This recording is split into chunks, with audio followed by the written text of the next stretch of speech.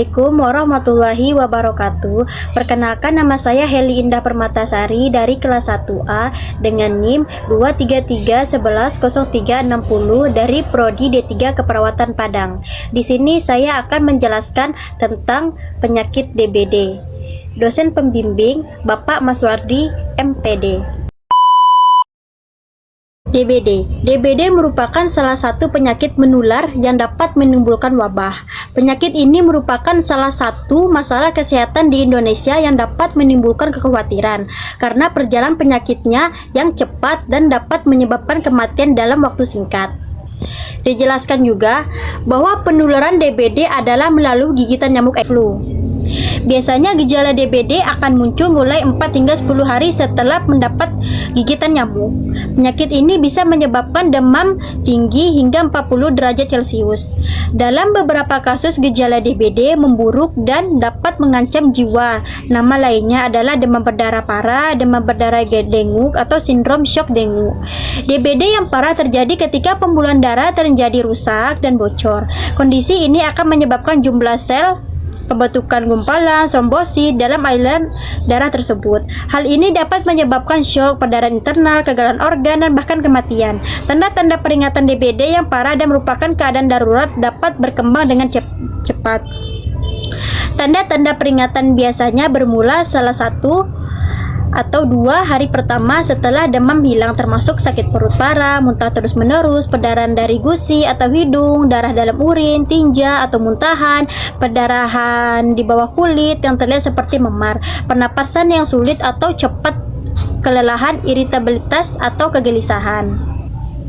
Faktor risiko. Kamu memiliki risiko lebih besar terkena penyakit ini atau gejala yang lebih parah jika tinggal atau bepergian di daerah tropis, sebab berada di daerah tropis dan subtropis meningkatkan risiko terkena virus penyebab penyakit ini, terutama daerah berisiko tinggi termasuk Asia Tenggara, pulau-pulau, Pasifik Barat, Amerika Latin, dan Afrika. Pernah mengidap DBD di masa lalu? Infeksi sebelumnya dengan virus demam berdarah bisa meningkatkan risiko gejala parah jika kamu terkena demam berdarah lagi. Aedes. Habitat nyamuk ini adalah pada air-air yang bersih, kolam, bak air, mandi terbuka. Meskipun dapat juga ditularkan oleh Aedes yang biasanya hidup di kebun-kebun.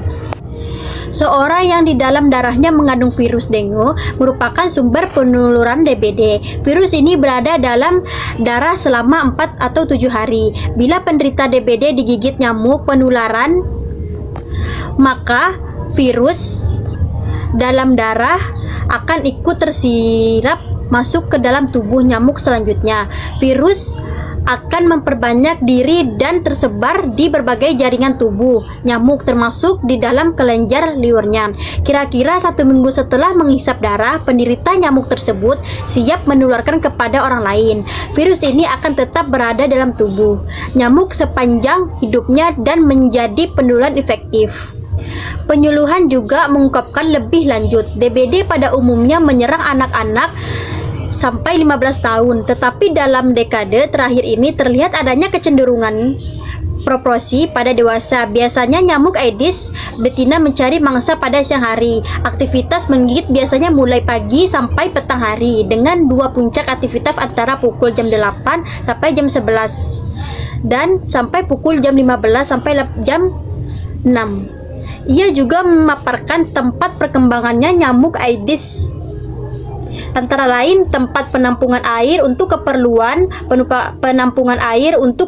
sehari-hari seperti drum, tangki, tempayan, bak mandi, dan ember. Tempat penampungan air bukan untuk keperluan sehari-hari seperti tempat minum burung, vas bunga, barang-barang bekas, ban, kaleng, botol plastik, dan lain-lain. Pencegahan demam berdarah. Organisasi Kesehatan Dunia WHO menekankan bahwa vaksin itu sendiri bukanlah alat yang efektif untuk mengurangi demam berdarah di daerah-daerah di mana penyakit ini sering mewabah. Pencegahan gigitan nyamuk dan pengendalian populasi nyamuk masih menjadi metode utama untuk pencegahan penyebaran penyakit ini. Yuk cegah DBD dengan gerakan 5M. 1. Menghindari tempat tersebar, meninggalkan tempat sampah terbuka adalah cara untuk menghindari lingkungan yang rentan terhadap DBD. Tempat yang dianggap berpotensi menjadi sarang nyamuk seperti bak mandi tidak berfungsi, solakan saluran air yang mepet, hingga sisa-sisa air botol ditempatkan dengan jarak dan letak yang tepat. 2. Menguras tempat. Menguras tempat segala jenis tempat yang menampung air dalam rumah seperti ember, vas bunga, dan poto tutup kaca yang diberikan selama seminggu sekali dapat merusakkan sarang nyamuk. Oleh karena itu, perlu memastikan bahwa tempat-tempat tersebut dikuras dan dikelolakan agar air tidak tergenang. 3. Menutup tempat. Menutup tempat atau barang yang dapat menampung air sebaiknya dilakukan. Hal ini dilakukan untuk menghindarkan dari serangan nyamuk dan membantu pencegahan timbulnya kasus DBD. Selain itu, upayakan pemberian jirom etis dengan seekor bibit ikan pada kolam atau tempat lain sebagai predator yang dapat memakan genetik nyamuk dalam air. 4. Menggunakan obat nyamuk. Obat nyamuk dengan racun yang mengandung pemretin, DEET, atau picatin dapat mencegah masuknya nyamuk pada tubuh. Menggunakan kelambu di kamar saat beristirahat atau tidur malam juga jadi hal yang lazim untuk dilakukan sebagai upaya lain dalam pencegahan DBD. 5. Menjaga agar tubuh sehat, mengkonsumsi makanan sehat dan bergizi serta minum air putih yang cukup dalam sehari dapat melindungi tubuh dari DBD. Hindari makanan tubuh yang diasapi atau diawetkan dan mengganti dengan sayuran dan buah-buahan segar. Jangan sembarangan mendapatkan obat atau minum obat tanpa pengawasan dokter untuk mencegah kerusakan organ dalam tubuh. Pencegahan yang dilakukan akan menjadi hal yang sangat penting dalam minimalisasi penyebaran DBD. Tempat menjaga kebersihan lingkungan dan melakukan 5M tersebut akan menjadi upaya yang baik untuk mencegah terjadinya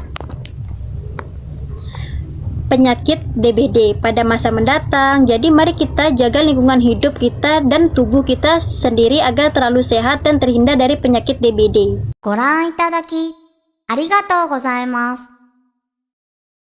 Subscribe to my channel.